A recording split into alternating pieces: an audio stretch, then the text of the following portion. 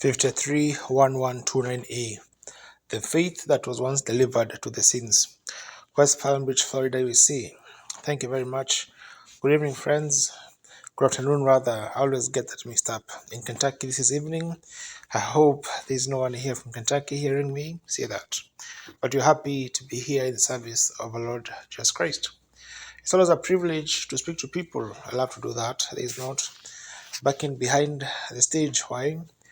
Where this famous song was written, Paul Reda used to be the pastor there after Brother Regiga. I was standing back there, it was right after the service, and there's so many people around, I couldn't get out.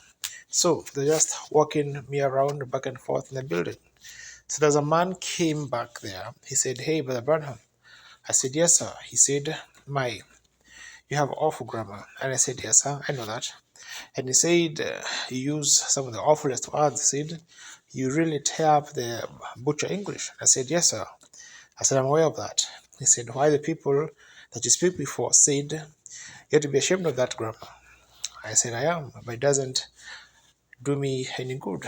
I just don't know no better." And he said, "Well," he said, I said, "When I was a boy, my father died.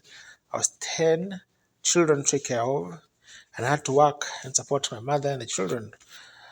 Then since the Lord had sent me out, why I haven't had a chance?" And he said, "Oh, that's no excuse now." He said, "You're a man." Using some real words. I didn't know what I was talking about.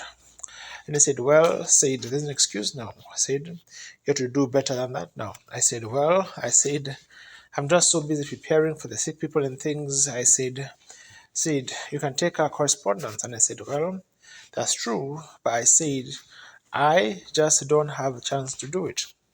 He said the awfulest words. Said, "Here's an opportunity, especially you met tonight." Said, "You said all the people crossing this pulpit now will." He said, "You must never say that." I didn't see nothing wrong with it. Well, I said, "What's wrong with crossing the pulpit?" He said, "The congregation would appreciate you better if you use the pulpit, not pulpit." I said, "Well, brother, answer you what?" "That's all right." I said, "Them people don't care whether I say pulpit or pulpit. They want me to live the right kind of a life and produce what I'm talking about. That's what they're talking about. That's the main thing." I said, "None of them so highly, but what they'll understand what I'm saying, they'll make it out some way they can. That's so excuse my grammar. It's not very good, but a lot of times in the word, I love to talk about the word. I don't know too much about it, but I'll talk about it. I know the author of it real well. So that's the main part, isn't it? If I know the author, he's so wonderful to me. He saved me by his grace, and I'm so happy about it today.